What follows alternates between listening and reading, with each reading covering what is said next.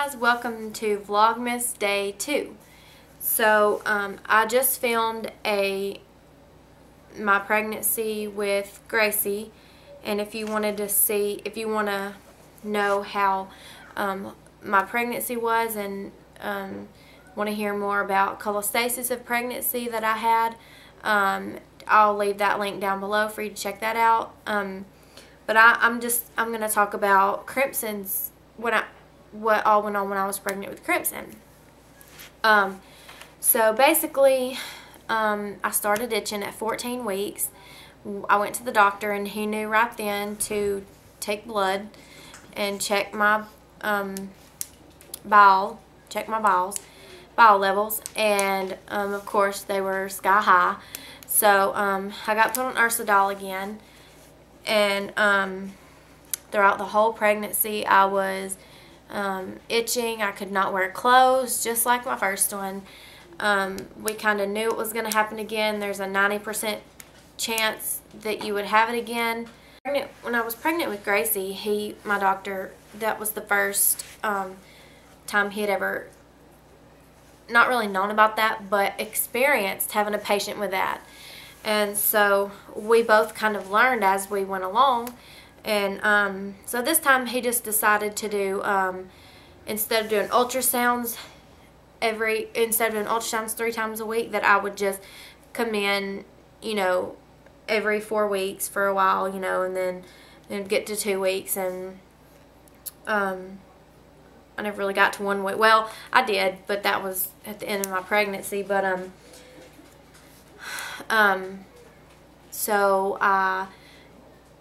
so basically what happened with this pregnancy was, I'm not going to say it wasn't as bad, because the itching was definitely as bad, if not worse. But I kind of knew more, and like I said, my doctor knew more. So so he kind of gave me, he kind of told me, if you experience this, come back in. If you experience that, come back in, and I'll see you again. I had ultrasounds every time I was supposed to, but every time I went to the doctor, I did have a non-stress test done. I had to go to the hospital, get hooked up to monitors, and like I said, they're all in the same building, so it wasn't like I had to drive any. I just walked over there. I got to 31 weeks, and I started having contractions, and they weren't Braxton Hicks contractions. They were like actual labor contractions. And I went in there, and I was 1.5 centimeters dilated, and they was like, that's just way too much for my kitty moved the camera. That was way too much for you just being 31 weeks. They put me on bed rest. So at 30, then after that I started going in for weekly checkups to make sure I wasn't going to go back into labor.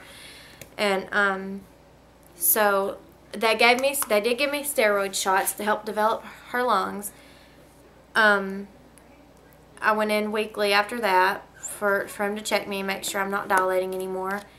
And at 33 weeks, I called him a couple days after my checkup, and I was like, I'm feeling tremendous amount of pressure. And then, so I went in there, and he checked me. I went to the hospital, and he come in and checked me. And, he said, no wonder you're feeling pressure. Her head's just right there. And I wasn't really thinned out that much. I think I was probably like 2 centimeters dilated, maybe 3.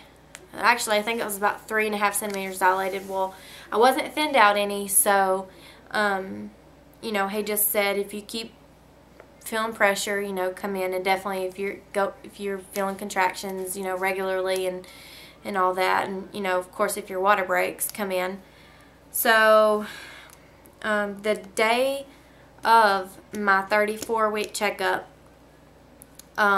which I went in, he checked me, and I was 6.5 centimeters dilated with a bulging water bag. I know that's TMI, but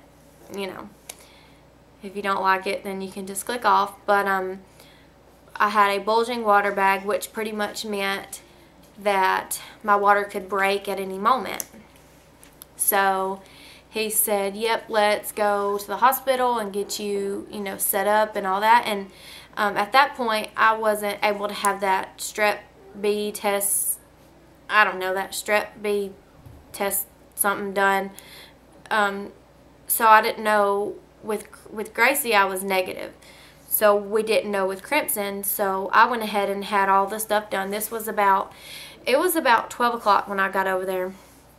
By the time I got done with my appointment, actually it was about 10 something, sorry. It was about 10 o'clock in the morning when I got done with everything. And then, so they hooked me up and got me started on IVs.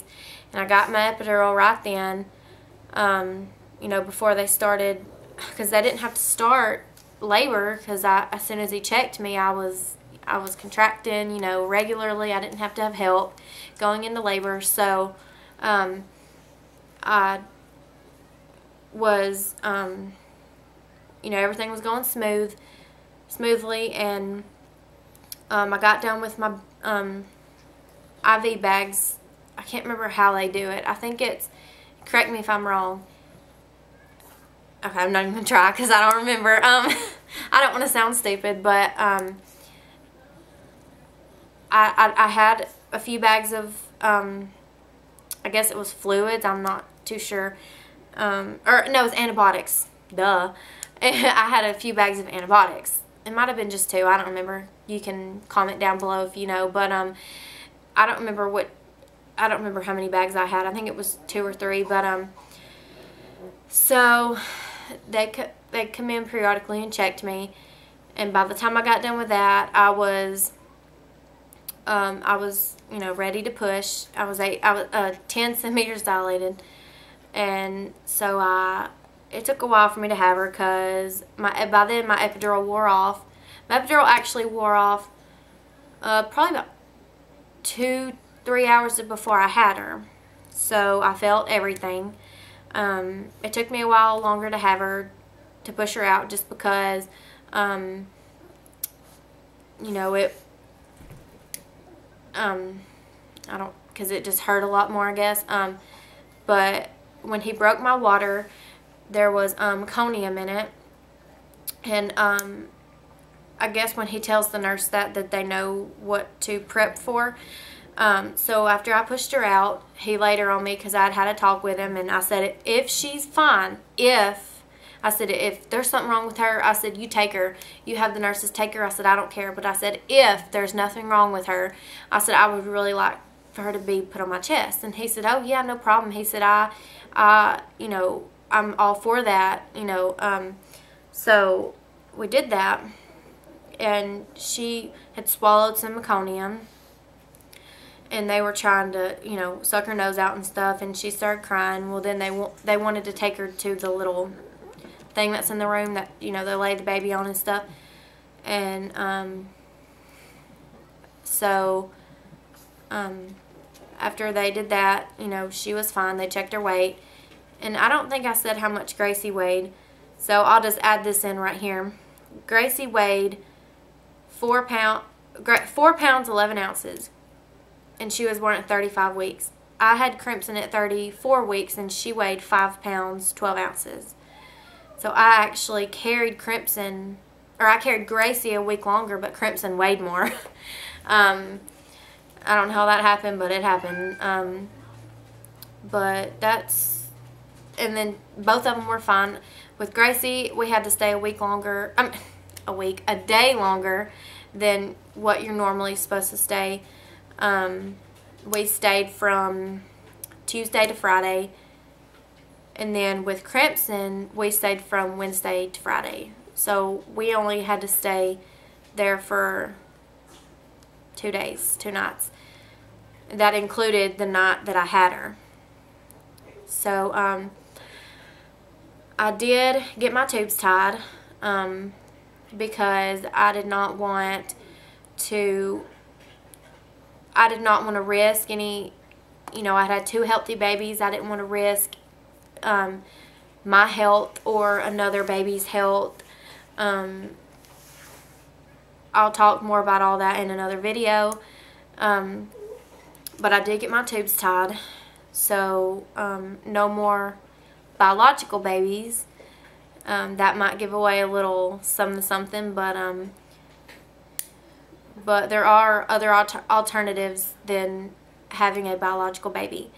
So I'll just leave it at that, and I'll talk more about that in another video. Sorry, my nose is itching. So that's basically how that went. And like I said in the other video, if you have gone through this, if you know somebody that's gone through this, if you know, there's not a lot of people in this world that goes through this at all. Like, not a lot. Like I said, I don't know any of the statistics, but I know it's not a lot. And so, you know, if you have gone through it before, if you're going through it now, definitely, I'll be more than happy to talk with anybody. I said this in my last video. I'll be more than happy to talk with anybody about it and give advice about anything. So,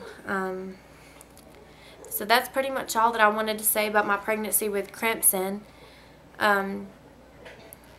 So give this video a thumbs up if you liked it. Comment down below what you thought about it. Subscribe if you're not subscribed already to see more Vlogmas. And I'll see you guys tomorrow for Vlogmas Day 3. Bye, guys.